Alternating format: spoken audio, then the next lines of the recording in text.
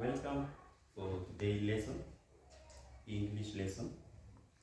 And today, I want us to learn about subject-verb agreement rules. Subject-verb agreement rules. And we are going to define what is subject-verb agreement rules. Subject-verb agreement rule is a grammatical rule which states that the verb or verbs in a sentence must match the number, person, and gender of the subject. This means that a subject and its verb must be both in singular or be both in plural. Therefore, a singular subject takes a singular verb, and a plural subject takes a plural verb. And we are going to define what is a subject. We say a subject is the doer of the action, and a verb is the action itself. And in some cases, we may also have another noun, which is an object, which is the receiver of the action. In English sentences, the verb chosen must agree with its subject in form and meaning. For example, when we say John walks to school, the subject in this case is John, and the verb is walks. So when we say walks, it is in singular, and the subject, which is John, is also in singular. That is an example. How do we mark verbs? We say marking of verbs is different from marking of nouns. When we want to pluralize noun, we add an S for us to have plural nouns. But for the case of verbs, we do not add an S to show that this is in plural. Instead, it is the opposite. When we have a singular verb, we add an S. And when we have a plural verb, we do not add an S. That is the difference. For example, when we have this verb, if we have a verb that ends with letter SH, for example, polish, we are going to have polishes. This one is in plural, while this one is in singular. We can also have another example. If we have any other verb which ends with letter CH, for example, march, we say marches in singular. If we have any verb which ends with letter S, for example, stress, for us to form the singular of this verb, we add an ES to form the singular of the verb. If we have a verb which ends with letter O, for example, go, for us to form the singular of this verb, we are going to add ES to form a singular verb. I want us to look at the rules, the subject-verb agreement rules. Number one, if the subject consists of multiple nouns joined by conjunction and, you treat the subject as plural and use the plural form of the verb. This rule is saying that in case you have a subject which is joined by the conjunction and, you assume the subject is in plural, and the verb you are going to use in the same sentence is going to be in plural.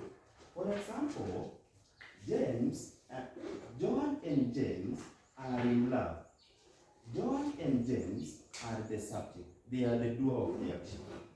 Are is the verb, which is in singular because John and James is joined by this conjunction and. That is the rule number one. Rule number two is, if there is combination of singular and plural subject joined by the word of, the verb follows the number of the final one listed. This statement is saying, if we have more than one subject, and the other one is in singular, and the other one is in plural, we consider the number of the last subject we are being given. For example, the teacher or the students have to inform the principal. This verb have is in plural because the last subject, which is students, are in plural. Therefore, we follow the last one. Let us look at the second example. The students or the teacher has to inform the principal. The student in this case is the last one. It is the last one. Why not this other one? The student is the last case, and the students is in plural. The teacher is in singular. But we follow the last one, which is the teacher in singular. Therefore, the verb follows the last one, which is as. As is a verb in singular. Let us look at the third rule. It is saying, when using the negative form in present tense, only the verb do match the subject. The other verb does not match the subject. Only the verb do matches whenever we are talking about a negative form. Let us look at the example. She does not like reading before bed. This is the only verb that follows the subject-verb agreement rule. The other one does not follow because you are talking about the negative form. Let us look at this example. She likes reading before bed. Look at this other example. In this case, the verb like does not follow. The second one, we say likes. It follows the singular because the subject is singular, and this one is in singular. That is the third rule. Let us look at the next one. The rule said, collective nouns takes a singular verb. For example, if we have a team, cable, a couple, staff, and many other collective nouns, you assume that they are in singular, and the verb used with collective nouns are supposed to be singular verb. For example, the football team is practicing night and day for the Super Bowl. In this case, the subject is the football, which is a collective noun. And we all know that football is a collective noun. And we use the singular verb in this case. Therefore, we are saying is practicing. We are not saying are practicing, but instead we say is practicing. The next one is connecting phrases such as combined with, coupled with, accompanied by, added to, along with, and as well as do not change the number of the subject. In case we have a connective phrases, they do not change the number of the subject. For example, oil as well as causes is a popular eating choice. We look at this one, the subject in this case is oil. And we use the connective phrase as well as causes. And then we use a singular verb. This shows that all connective phrases does not change the number of the subject. The next rule is, with fraction, the verb agrees with word. Whenever we are talking about fractions, we do not follow the number given, but we look at the whole of it. For example, 1/4 of the books are gone. This is a fraction. But what we are considering is the whole of it. That is books. Therefore, these books are in plural.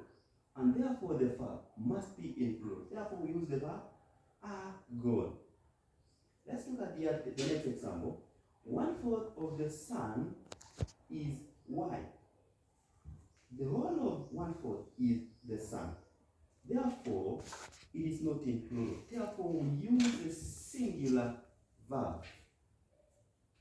The second last rule is the pronouns each, everyone, everybody, anyone, anybody, someone, and somebody are singular and require a singular verb.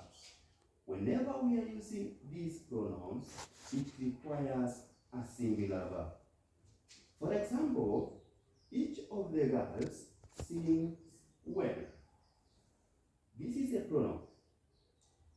We say it requires a singular verb. Therefore, we say each of the girls. Remember this is in plurals, but we say sings well. This verb is in singular because the ending, we have an S at the end. Lastly, when either N and neither are subject, they always take singular verbs. For example, neither of them is available to speak right now. These two uses a singular verb. That is why we say neither of them is available. We are using the singular verb, is available. That is all about subject-verb agreement rule. Therefore, whenever we are communicating or passing a message, we ensure, for us to be fluent, we ensure that we follow the subject-verb agreement rules. Thank you for watching.